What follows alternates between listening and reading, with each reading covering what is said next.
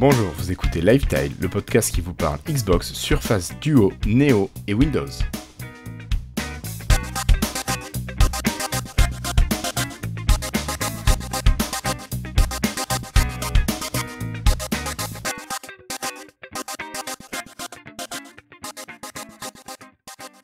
Bonjour, nous sommes aujourd'hui le vendredi 24 janvier 2020. Oui, le vendredi 24 janvier. Nous avons un jour de retard pour l'enregistrement et c'est l'épisode 174 de Lifetile. Alors, ils sont avec moi ce soir, ils sont deux. C'est celui qui d'abord a besoin de se mettre en mute tout le temps pour que l'on n'ait pas son écho sur la piste son. C'est notre camarade de Flobo. Salut Flobo. Salut! Bah oui, j'aurais dû mettre un casque, là, j'y ai plus pensé. Mais bon, en ce moment, les oreilles, c'est pas tout ça, donc c'est pas génial cette semaine. Ouais, mais donc tu vas utiliser le bouton mute, tu gères comme un chef. Voilà, merci. Et à côté de toi, il y a Cassim. Bonsoir Cassim. Bonsoir, un peu encore dans le noir, pour ceux qui ont la vidéo, désolé. J'achèterai une lampe promis bientôt. D'ici à un an ou deux. Voilà. Donc, on se retrouve tous les trois pour vous parler de l'actualité Microsoft de cette semaine. On a eu des retours la semaine dernière par rapport à la formule qui avait un petit peu changé dans l'épisode 173. Des retours qui ont été quand même plutôt positifs. D'ailleurs, que des retours positifs sur cette nouvelle formule. Donc, vraiment, 2-3 dossiers qu'on va essayer de creuser un petit peu plus. Il semblerait que ça vous convienne mieux. Pourquoi pas? Ça peut être aussi une manière assez sympa de traiter l'actualité. Donc, aujourd'hui, on reprend à peu près le même thème. On va quand même parler de Xbox à nouveau, j'ai un petit peu effleuré le sujet. On va parler de Surface Duo et Neo. Alors, des choses qui arrivent encore, c'est pas vraiment la partie concrète qu'on va avoir dans les mains. Et enfin, on terminera par une partie Microsoft. J'ai parlé de Windows, mais ça serait plutôt Microsoft. Voilà. Alors, je tenais quand même, avant de commencer, à remercier notre ami Dermins, qui ce matin m'a bien fait rigoler. Notre ami Dermins, ce matin, nous contacte sur Twitter et nous demande s'il y a un problème avec le flux, car le nouvel épisode de la semaine n'est pas encore sorti. Et non, c'est vrai qu'on a oublié de dire qu'on avait une journée de retard, donc Dermins ne pouvait pas retrouver l'épisode dès ce matin, vendredi. Et puis, nous avons aussi... Pardon, Cassim ? Comme quoi, c'est important, la régularité, quoi. C'est ça, c'est important, la régularité. Et puis, je tenais à remercier un de nos nouveaux patrons, Barbu Râleur, voilà, François, qui a rejoint le Patreon. Donc, merci à toi, François. Allez, je vais arrêter de papoter. Puis, je pense qu'Assim, on va attaquer directement sur le premier gros sujet, c'est-à-dire la Xbox.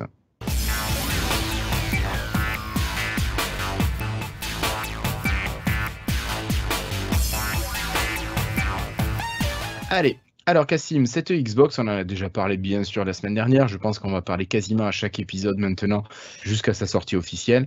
Cette Xbox, je crois qu'il y a quand même pas mal de choses à retrouver dessus, mais d'abord tu voulais nous rappeler ce qui est arrivé dans les nouveautés Game Pass, donc on est dans l'écosystème Xbox et pas juste sur la Xbox. Donc Cassim, à toi pour nous parler d'arrivée de jeux sur PC et console. Ouais. En quelques mots, déjà il y a A Plague Tale Innocence, quand on avait déjà parlé, qui est enfin disponible.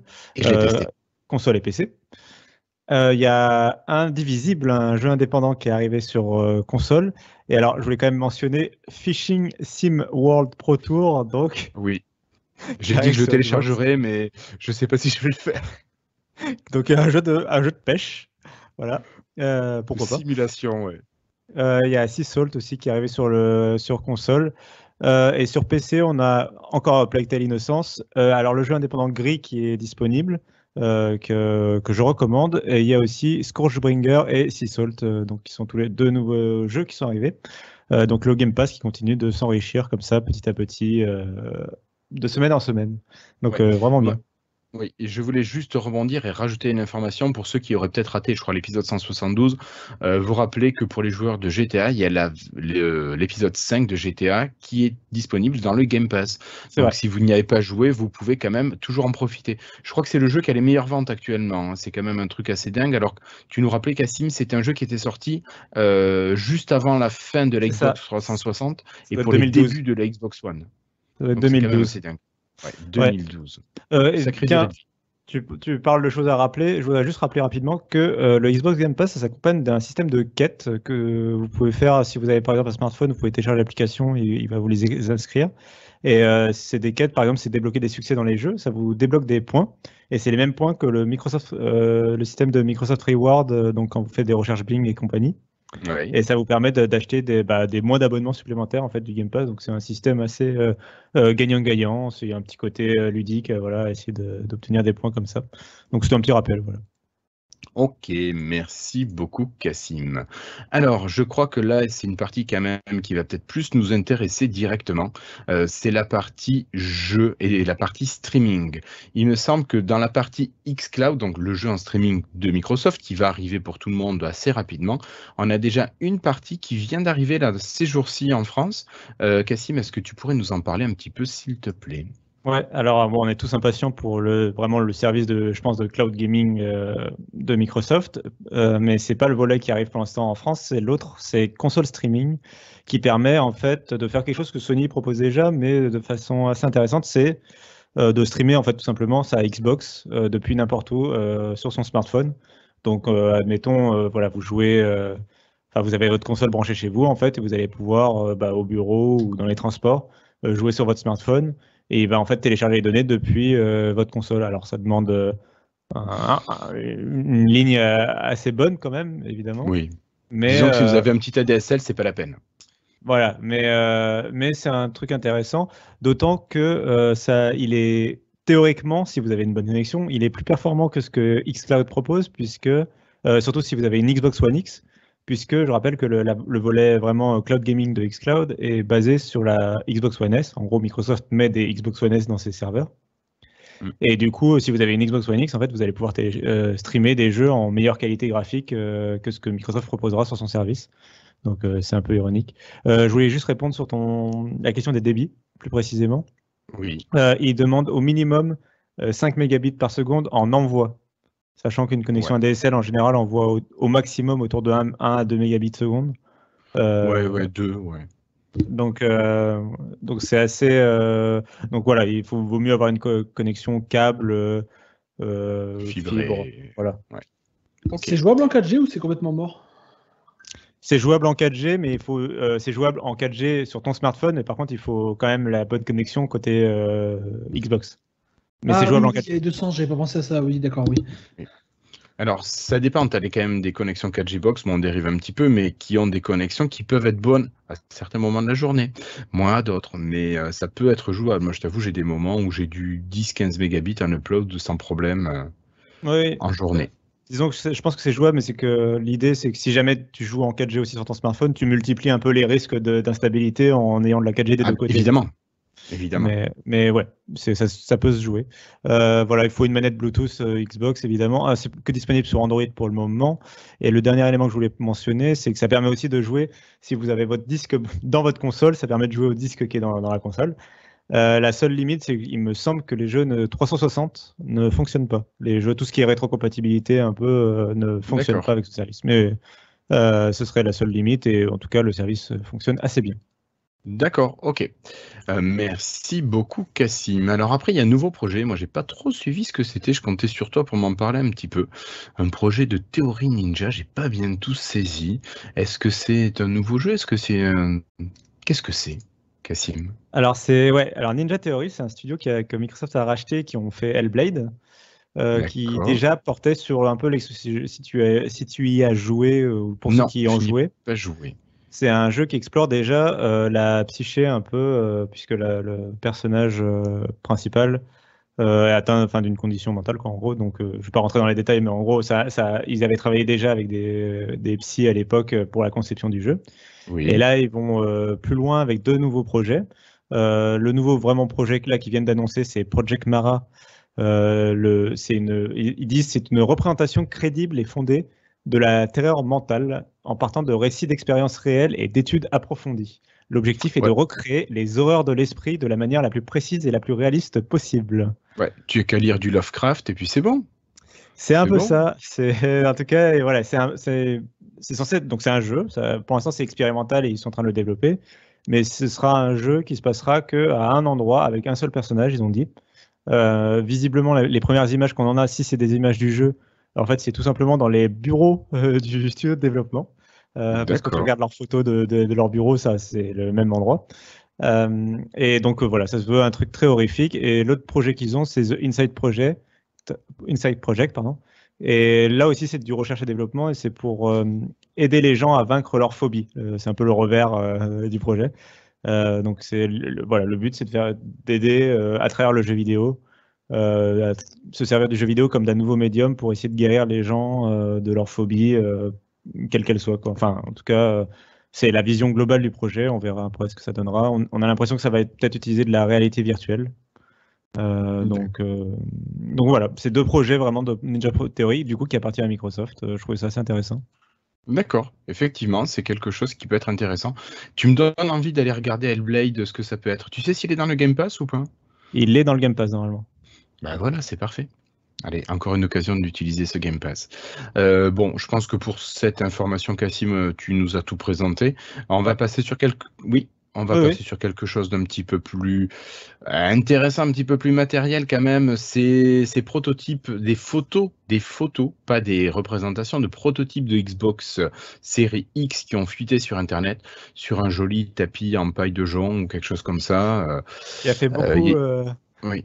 Dont les gens ont beaucoup commenté ce tapis. Oui, l'état de propreté de la console qui effectivement laissait à désirer. Alors on se demandait si la personne avait mangé dessus ou pas. Bref, on pouvait se poser les questions.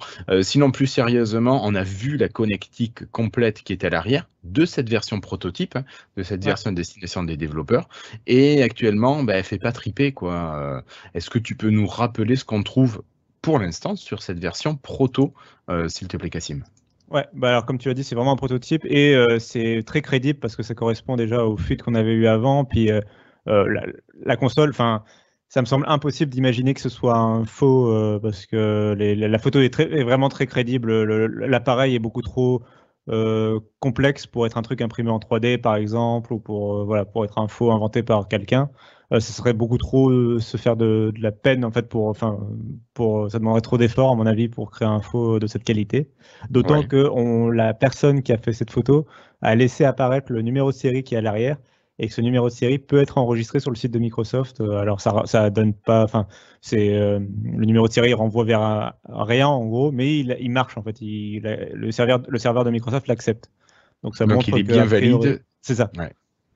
Ok, donc c'est bien une console qui existe a priori chez Microsoft. Ouais, et donc concernant la connectique dont tu parlais, c'est celle dont on avait parlé il y a quelques épisodes, c'est-à-dire qu'il n'y aurait pas le port HDMI, l'entrée HDMI, pardon. Oui. Il n'y a qu'un seul port, c'est celui qui permet de brancher une télé, mais il n'y a pas l'entrée HDMI, la fameuse de la Xbox One, et il n'y a pas de port. L'autre reproche qu'on lui a fait à ce petit prototype, c'est de ne pas avoir de port USB Type C, qui est le port un peu moderne, mais qui, à mon avis, peut-être un détail moins important parce que c'est...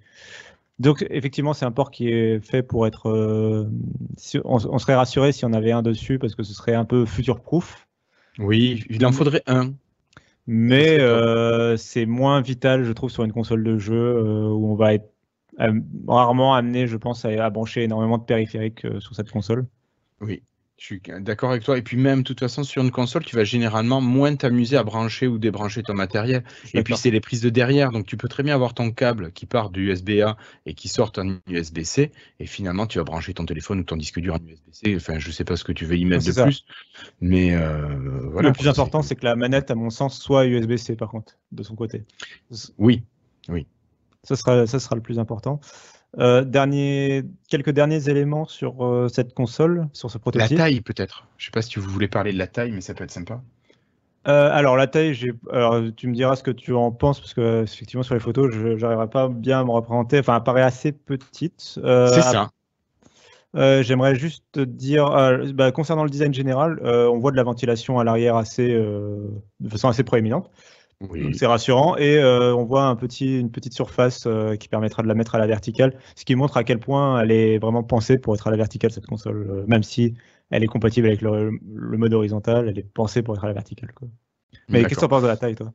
Alors moi la taille je la trouve vachement sympa parce qu'au début quand on a vu les premières images on s'est dit putain qu'est-ce que c'est cette tour qui est super grande là, comment on va poser ça? Je sais que nous sur le Slack il y en a qui ont réagi, qui ont dit mais attends je vais devoir le cacher derrière mon meuble télé et jouer uniquement en démat. Finalement quand tu la regardes Tu sais, vous aviez fait des estimations déjà sur Frandroid là, avec la taille de la manette, et je crois que vous disiez ça fait 3 manettes de hauteur. Effectivement, ça doit faire quelque chose qui doit faire dans les 40 cm à peine. Ça doit C'est être ça. entre 30 et 40 cm. Ça a l'air de faire 20 cm à peu près de côté. Moi, je trouve que ça, c'est plutôt bien. En plus, une machine, si elle intègre la ventilation et qu'elle ne fait pas trop de bruit, c'est vraiment un format qu'ils ont réussi à avoir qui est super. Enfin, c'est ce que j'en pense pour l'instant sur ces hypothèses-là. Oui, je suis assez d'accord, d'autant que, enfin, on les connaît sur la Xbox One X pour avoir fait du très bon boulot. Et d'ailleurs, on voit à l'arrière le port d'alimentation, c'est une fiche en 8. Je sais plus le nom de la prise, mais bon, peu Le importe. truc classique que C'est le vous avez bipolaire. toutes et tous. Ouais. Voilà, c'est le truc vraiment très classique. Et du coup, ça veut dire que l'alimentation est intégrée dans la console, parce que tu peux pas avoir ça avec un bloc d'alim derrière, parce que, enfin, par Non, définition, c'est un câble que tu dois pouvoir brancher depuis sur standard. ton alim. Ouais. Et donc, ça veut dire que l'alimentation est intégrée dans la console. J'aimerais juste mentionner deux éléments, deux détails. Alors d'abord, il y en a qui ont fait remarquer que la face arrière, du coup, a l'air de pouvoir être retirée facilement, parce qu'effectivement, on voit une sorte de fente en fait tout autour de la plaque arrière, avec en plus une fente en haut de la console et un cache tout en bas de la console.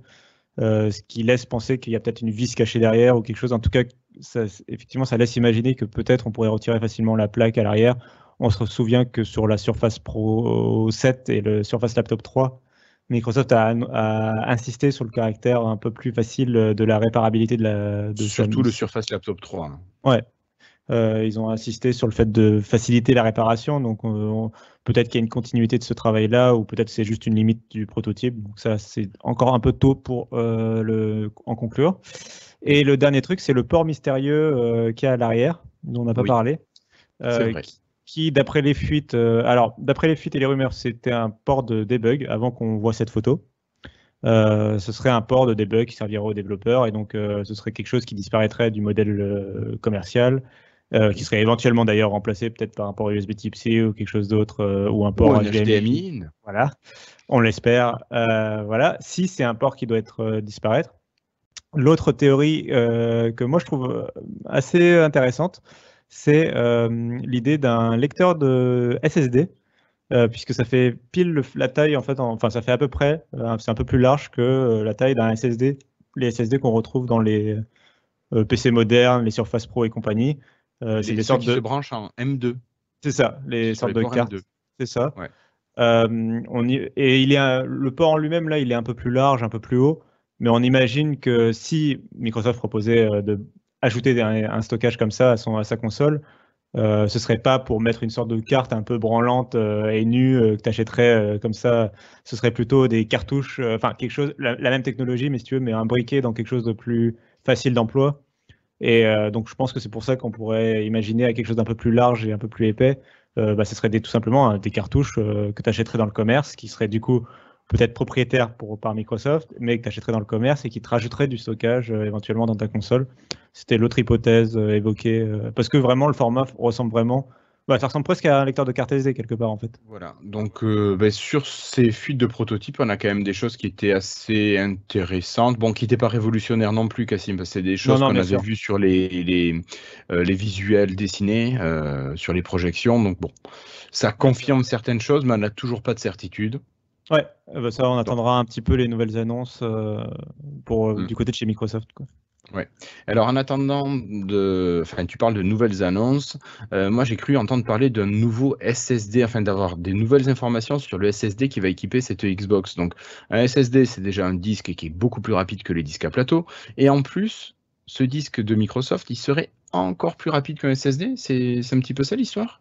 Ouais, c'est en tout cas là vraiment il y a eu une nouvelle génération de SSD qui a vu le jour en 2019, fin 2019, et qui fait tout juste son entrée vraiment sur le marché du PC. Il n'y a que les PC de joueurs très haut de gamme qui s'en équipent, et encore même les joueurs osent pas forcément sauter le pas parce que le prix de ces stockages-là coûte cher encore. Donc c'est vraiment quelque chose de toute nouvelle génération. Et on a eu la confirmation, a priori, que la Xbox Series X va intégrer un SSD de ce type-là, puisque c'est un employé en fait de la marque Fisson qui en fait fabrique le contrôleur. C'est un des éléments les plus importants dans un SSD. Il fabrique c'est une marque qui fabrique des contrôleurs, donc. Et en fait, la personne a mis à jour son profil LinkedIn. Et sur son profil LinkedIn, on peut voir qu'elle a aidé à la conception du contrôleur. Alors, PS5 O19E19. Donc, merci le nom de la référence. Oui, pour eux, ils savent ce que c'est. Pour nous, c'est un peu barbare. L'intérêt, c'est qu'il mentionne dans la même phrase que ce contrôleur, il est installé dans la Xbox Scarlett. Xbox Scarlett, le nom de code de la série X.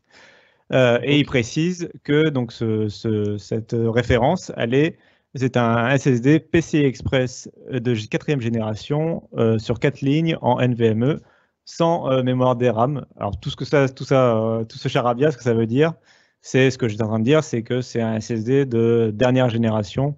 On a en fait là où vous branchez une carte graphique dans les PC de bureau, ça s'appelle le PCI Express. C'est sans rentrer dans les détails, c'est le protocole le plus rapide qui permet d'aller directement vers le processeur. C'est pour ça qu'on met la carte graphique là pour qu'ils travaillent ensemble, processeur et carte graphique. Et avec la dernière génération de processeurs AMD, on est passé au PCI Express 4.0.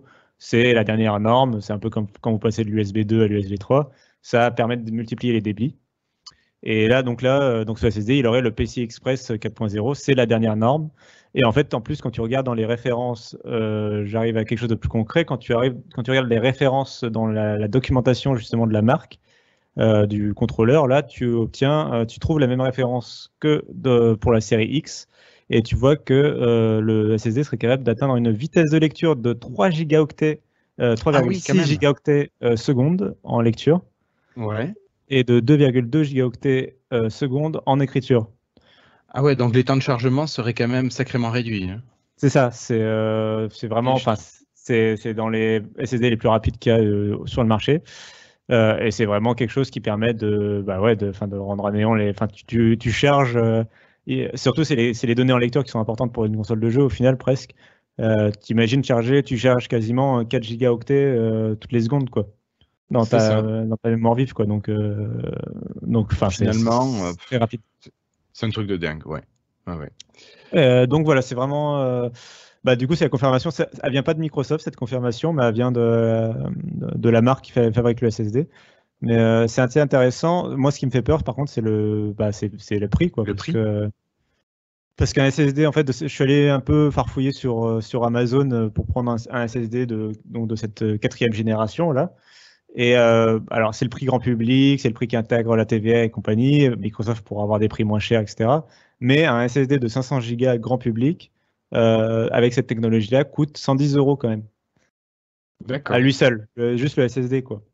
Donc même si Microsoft arrive à avoir des prix et tout ça, ça me paraît quand même assez cher comme technologie. Donc on verra, mais ça me fait une nouvelle fois peur pour le prix de cette console, quoi.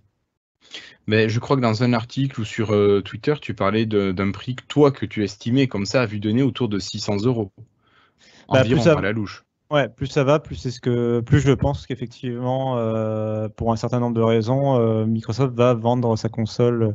Le seul contre-argument, c'est le fait que ils ont déclaré qu'ils allaient être au même prix que la PlayStation 5 et que j'imagine pas la PlayStation 5 être à 600 €. Cela étant dit, tout ce qu'ils mettent dans la console me fait penser qu'ils vont augmenter le prix. Et l'autre élément qui me fait penser que la console va être chère, c'est le fait qu'ils disent que la Xbox One va continuer à avoir des jeux pendant 1 an. Ça me laisse penser que c'est une manière de prévoir que si les gens peuvent pas se payer la nouvelle console, on peut leur dire, vous inquiétez pas, l'ancienne va continuer à recevoir des jeux, tu vois. D'accord, ok. Donc on verra bien. Ouais. Merci beaucoup Cassim pour toutes ces infos. Florian, toi, est-ce que ces infos sur la console, ça éveille ton intérêt ou toujours pas? Non, pas particulièrement. Tant qu'il n'y aura pas un Surface Duo ou Neo offert avec la console, je pense. Ouais, c'est ça. En fait, je crois que ça va être comme ma Xbox One. Un jour, quand ils feront un deal comme ça, je finirai par en avoir une par hasard quand ils l'offriront gratos avec un autre produit Microsoft. Bon. Donc Cassim, merci encore. Bon, vous l'avez compris, Cassim nous a déjà lancé sur le prochain sujet.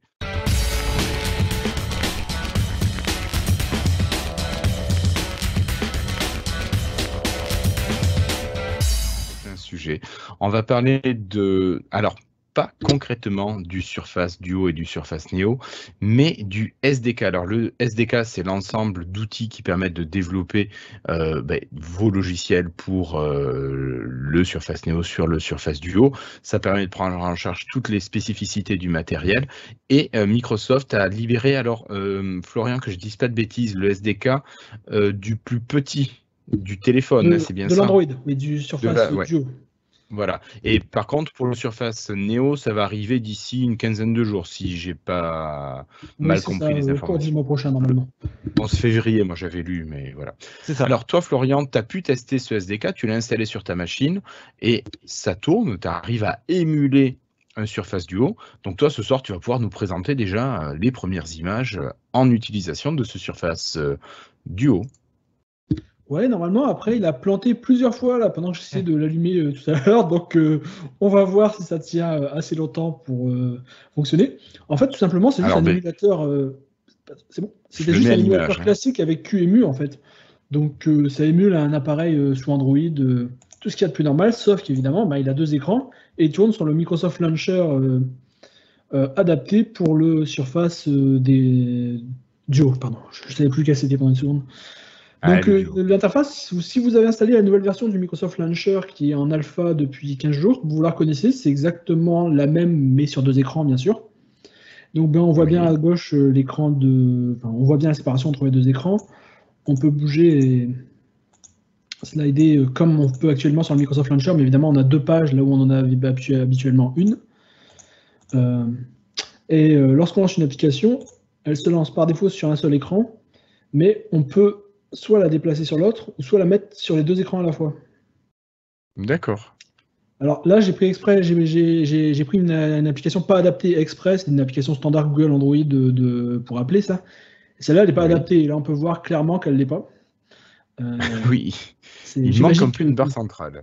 Voilà, j'imagine que Microsoft va l'adapter. Par contre, une qu'ils ont déjà adaptée, c'est l'application de paramètres. Alors celle-ci, normalement, ça marche plus. Oh là là, ça marchait tout à l'heure. Bon, voilà. Alors, en théorie, lorsque je... Attends, je vais peut-être mettre comme ça, voilà. En fait, il faut bien la mettre sur les 2 écrans à la fois pour que ça passe. Tu vois, lorsqu'elle est sur 2 écrans, à gauche, on a le menu, et à droite, on a le détail. Le sous-menu. Ouais, le sous-menu. Donc ça, c'est une application qui a été adaptée aux Surface... Et là, je ne sais pas ce que j'ai fait. C'est moi qui ai fait quelque chose. Tu as dû faire cracher le... Non ? Je sais pas, je vais recommencer à voir. Bref, j'avais cliqué quelque part là, c'est pas grave. Et on voit bien que d'ailleurs dans les paramètres, dans les settings, dans les paramètres du téléphone, il y a une option Microsoft. Donc ils vont intégrer leurs propres paramètres au-dessus des paramètres d'Android classique. Donc c'est pas les paramètres du launcher, c'est carrément les paramètres du téléphone. D'accord. Vous voyez la différence, Julien ? Oui, bien sûr. Donc il n'y a rien dedans pour l'instant, mais on voit bien qu'ils vont faire ça à l'avenir. Donc pour l'instant, il n'y a pas beaucoup d'applications vraiment qui ont été vraiment adaptées au Surface Duo. Hein. La plupart, vous voyez, c'est vraiment du... Pour l'instant, c'est l'application native qui est juste redimensionnée. Oui, voilà, ils n'ont rien fait, ils n'ont rien préparé pour l'instant. Bon, après, évidemment, on peut faire du multi-écran de façon plus ou moins pratique. Hein. Bon, voilà. Et à gauche, on en retrouve une nouvelle version de la...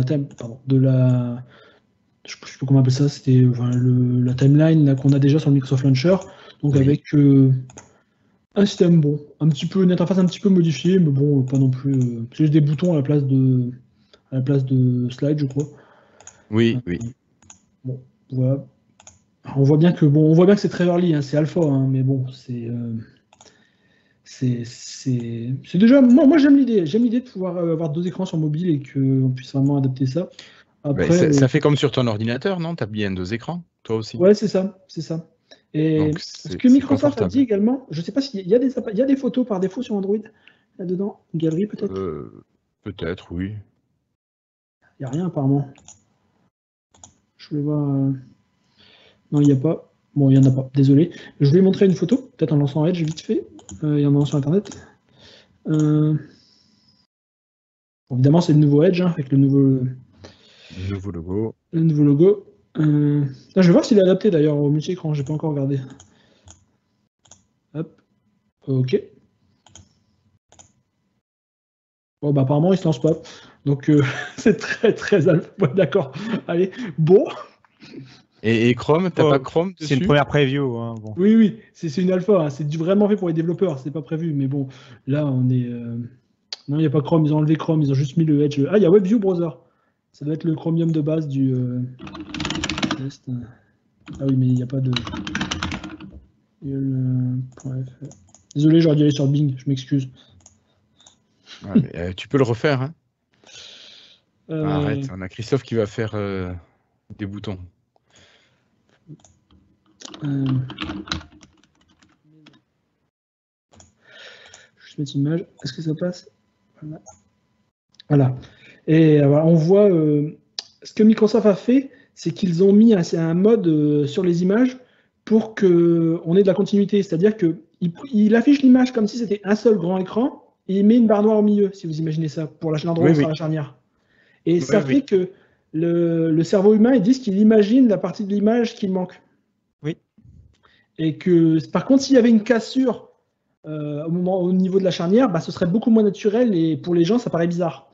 De couper, toi, tu veux dire, là, ce que fait Microsoft, c'est une image sur laquelle, au milieu, on met une barre noire. Alors du coup, il y a une partie de l'image qui est masquée, en fait. Qui est masquée, alors qu'on aurait pu imaginer que Microsoft coupe l'image en deux parties égales, les dispatche chacune sur un écran, et c'est là où tu dis, Florian, qu'on aurait eu un problème au niveau du cerveau qui refuserait cette continuité. Ouais, qui dit que c'est pas que s'il y a un problème, il y a une cassure. Tandis que là, si on regarde de loin, on a l'impression que c'est flou, que c'est net, que c'est droit, que c'est parallèle, qu'il n'y a pas de problème. Tout à fait. C'est dans la continuité. Voilà. Et il conseille aux développeurs donc, qui utiliseront des applications qui auront beaucoup d'images ou de vidéos d'utiliser cette méthode. D'accord. Et est-ce que tu sais si ça, c'est quelque chose qui est permis par le SDK, déjà, grâce à Microsoft, ou c'est quelque chose sur lequel les développeurs vont devoir travailler? C'est déjà permis par le SDK, parce que là, ce que j'ai lancé, c'est le WebView d'Android, donc c'est le Chromium intégré à Android. Le Chromium de base, c'est même pas le Edge, c'est le Chromium, vraiment le WebView, le browser de base d'Android, et ça fonctionne dedans. Donc j'y croyais pas, là j'étais pas trop sûr. J'ai testé en disant peut-être ça va marcher, peut-être ça va pas. C'était sans filet. Et je vois que donc ils l'ont intégré directement dans le WebView de base. Donc à mon avis, ils ont intégré ça dans l'OS et n'importe quelle application peut appeler ce système, je pense. D'accord, ok. D'ailleurs, on peut voir là que ça coupe le texte. Oui, le texte a sauté. Ok.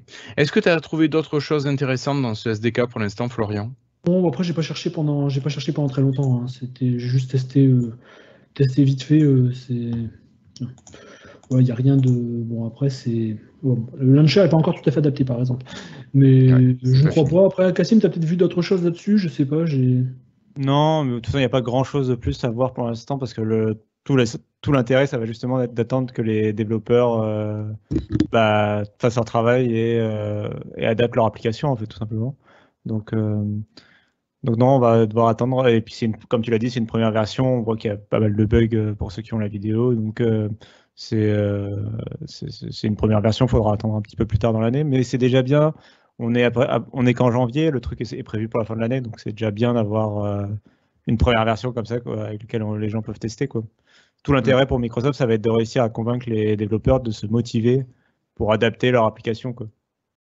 Oui, il va falloir que les développeurs aient le moins de boulot possible à faire pour que leur application puisse fonctionner facilement comme ça là-dessus. Et d'ailleurs, Florian, si moi j'ai envie de tester ce SDK du Surface Duo, est-ce que je peux le faire, moi? Ou est-ce que je suis obligé d'être développeur? C'est un émulateur qui est vraiment indépendant du système. Après, il y a le SDK. L'émulateur, c'est même pas vraiment le SDK, c'est l'émulateur. Il y a l'émulateur d'un côté et il y a le SDK qui utilise Android Studio. Donc tu peux télécharger l'émulateur sans le SDK. D'accord. Donc ça, on télécharge ça sur le site de Microsoft? Oui, c'est ça. Je me souviens plus l'adresse exacte, mais de toute façon, tu la mettras dans le lien. Si tu me la retrouves, je veux bien que tu la mettes, s'il te plaît. Ok. Bon. Voilà, donc je pense que ça fait quand même relativement envie. J'étais pas friand de ce Surface Duo comme ça, mais finalement je me dis que peut-être de plus en plus ça peut être sympa. Un dernier truc, vous l'avez mentionné tout à l'heure, hein, c'est l'arrivée du SDK là, pour Neo, donc la partie ordinateur et la partie Windows 10. Elle sort le 11 février. C'est exactement la même date que la date de la conférence de Samsung où ils présenteront leur Galaxy S20 et leur prochain smartphone pliable. Donc du coup, je me demande si la date juste c'est est-ce que c'est une coïncidence complète et juste Microsoft a prévu un événement le même jour que Samsung, ou est-ce que y a un truc qui sera annoncé par Samsung qui serait parfait pour aller de pair? Je rappelle que Microsoft et Samsung sont partenaires par ailleurs depuis plus d'un an. Ils travaillent ensemble sur pas mal de trucs. Donc du coup, voilà, c'était une curiosité. C'est pas plus que ça. Est-ce que tu imagines que Samsung pourrait utiliser le Microsoft Launcher maintenant par défaut sur ses appareils pliables ça serait une possibilité? Ce serait une possibilité. Non, je pense pas parce qu'ils ont leur propre suite logicielle et qu'elle marche bien, donc je pense pas que ça arrivera. J'imaginais plus la présentation pour aller dans la continuité de leurs appareils pliables, de carrément présenter un premier ordinateur ou en tout cas un prototype qui sortirait peut-être fin d'année ou début 2021, un concurrent de Surface Neo en fait, donc l'ordinateur portable. Sous Windows 10 avec les technologies de Samsung en fait j'avais ça en tête mais ouais ce serait intéressant de voir ce qu'ils feront côté mobile aussi effectivement. Quelque chose à ce niveau-là qui m'intéresse, c'est que je me suis rendu compte qu'on a quand même pas mal d'appareils maintenant sur Windows 10 X non Microsoft qui vont arriver, mais sur Android on n'a pas l'équivalent au final. Le Surface Neo c'est un peu c'est un îlot au final, c'est le seul appareil à 2 écrans comme ça. Et je me dis que finalement, ce serait bien que Microsoft autorise les autres à utiliser cette technologie comme ils le font pour Windows 10 X. Leur version d'Android, en fait. Pardon ? Leur version d'Android, presque, en fait. Oui, voilà. Qu'ils ont émis leur version d'Android comme ils font pour Windows 10 X pour que d'autres personnes puissent faire des appareils avec une charnière comme ça et ce système et ses API. Et je pense qu'il y aurait plus de chances que des gens fassent des apps s'il y a plusieurs appareils que s'il n'y a que le Surface Duo qui tourne avec ça. Évidemment. Oui. Ok, en tout cas, merci Florian pour la démonstration, merci Cassim pour les explications complémentaires, et moi je vous propose de passer à la dernière partie de l'épisode. Alors pour cette dernière partie, je crois qu'on va parler de trous, vraiment de gros trous. Je crois qu'il y a 2 semaines, je vantais les mérites de Microsoft qui luttait contre la cybercriminalité. Et puis cette fois-ci, il semblerait que Microsoft ait failli sur leur serveur. Alors tu nous disais avant d'enregistrer, Florian, que ça arrive à tout le monde, même aux meilleurs, de laisser un vieux serveur obsolète tourner. Il semblerait que ce soit le cas cette fois-ci avec Microsoft. Alors est-ce que tu peux nous parler de cette erreur, cette belle boulette qu'a pu faire Microsoft il y a quelques jours? Eh bien oui, il y a une petite firme qui fait recherche à la cybersécurité, je ne me souviens plus comment elle s'appelle, j'aurais dû préparer un peu mieux. Mais donc ils ont trouvé des vieux serveurs de Microsoft qui étaient exposés au net et sur lesquels traînaient des données personnelles de pas mal d'utilisateurs. Alors c'était des données de support, c'était des gens qui avaient en général contacté le support Microsoft, mais qui peut-être avaient eu de l'aide, je ne sais pas, c'est une autre question. Mais donc ils avaient contacté le support Microsoft et leurs données personnelles, leur email, les conversations qu'ils ont eues avec les gens du support Microsoft, parfois l'email de la personne du support Microsoft avec qui ils parlaient, le sujet de leur conversation, bref, pas mal de données personnelles étaient vraiment là en clair, même pas anonymisées, j'arrive à le dire. Oui, anonymisées, tout à fait. Ok, parfait. Même pas anonymisé, et donc disponible pour tout le monde. Alors ils ont envoyé l'info à Microsoft, et attention, vous avez des serveurs qui traînent sur le web. Et Microsoft, en 2 jours, alors que c'était la période de Noël, ils ont été prévenus genre le 27, je crois, et le 29 dans la journée, donc vraiment entre Noël et Nouvel An, juste avant le Nouvel An, ils avaient déjà colmaté la faille et bloqué ces serveurs. Donc de ce côté-là, ils ont une réponse super rapide. Oui. Mais bon, il reste que les données de certains utilisateurs ont été exposées pendant un bon moment. Ils ont contacté, à ce qu'ils nous ont dit, donc les utilisateurs concernés. Je ne sais plus combien il y a de millions de personnes, vous allez me le dire, je pense. 250 millions. Voilà, ça fait quand même du monde. Hein. Oui, ça fait du monde. Après, ils ont dit que tout le monde n'avait pas le même niveau d'exposition. Certains avaient les données complètement publiques et certains étaient partiellement anonymes avec des adresses email modifiées, des choses comme ça. Donc bon, tout le monde, chacun des 250 millions de personnes n'a pas été complètement exposé. Après, bon, il reste qu'il y a une faille et que ça fait un petit peu mal à la crédibilité de Microsoft, surtout quand ils essayaient d'être vraiment des pionniers de la cybersécurité sur le web avec Azure et tout ça. Ça la fout un peu mal, mais bon, je pense que, comme je disais tout à l'heure, ça arrive à toutes les boîtes. Hein. Il y a des vieux services qui tournaient sur un vieux serveur, tout le monde l'a oublié, ils traînent dans un coin, dans un bureau que personne n'a été voir, et malheureusement, c'est dommage, mais ça arrive partout pour moi. C'est pas non plus. C'est juste que c'est Microsoft, et Microsoft ont énormément de clients, et donc c'est un gros. Ça a forcément beaucoup d'importance à cause de la taille de Microsoft. Oui, voilà. Mais je veux dire, pour moi, malheureusement, ça arrivera toujours partout. Les humains ne sont pas parfaits. On passe à un service sur un nouveau système et on oublie le serveur de l'ancien. Ça arrive très souvent. Ouais. Et s'il y a autant de monde aussi, c'est parce que c'est la faille, en fait, était sur une très grande période de temps. C'était entre 2005 et 2019, donc ça fait 14 ans quand même en tout de données. Donc c'est aussi pour ça qu'il y a autant de monde. Mais comme tu l'as dit, il y a pas mal de clients en fait qui avaient des données anonymisées. Tout n'était pas en clair. Enfin, tout n'était pas en clair pour tout le monde en tout cas. Et puis il y a des chances que c'est touché apparemment en majorité plutôt des Américains pour nous, enfin Français qui faisons l'enregistrement du coup. Il y a moins de chances qu'on soit concerné par le problème apparemment a priori. D'accord. Ok. Florian, tu veux rajouter quelque chose là-dessus ou on peut conclure? Non, juste n'ouvrez pas non plus les messages WhatsApp de la famille d'Arabie Saoudite, c'est dangereux apparemment. Oui. Bon, un petit peu d'hygiène numérique, méfiez-vous de ce que vous recevez. Ok, merci beaucoup. Bon, Kassim, merci d'avoir été là. J'espère que ce nouveau format finalement vous aura plu et continuera à vous intéresser. Donc n'hésitez pas à nous le dire en commentaire si vous préférez ce format 2, 3, allez 4 sujets maximum, ou si vous préférez les petites news sur lesquelles on peut passer. Donc on attend vos retours. Vous pouvez faire ça sur la page de l'épisode, donc ça sera l'épisode 174 sur le site lifetile.fr ou bien tout simplement sur la page YouTube de l'épisode, donc pareil, épisode 174. Kassim, encore merci. Florian, encore merci. Je vous donne rendez-vous la semaine prochaine. Alors peut-être jeudi, peut-être vendredi, on verra bien, selon l'actualité et les disponibilités de chacun. En attendant, portez-vous bien, laissez-nous plein de commentaires, partagez sur les réseaux sociaux, allez, on compte sur vous, soyez fous. Allez, salut. Salut. Salut.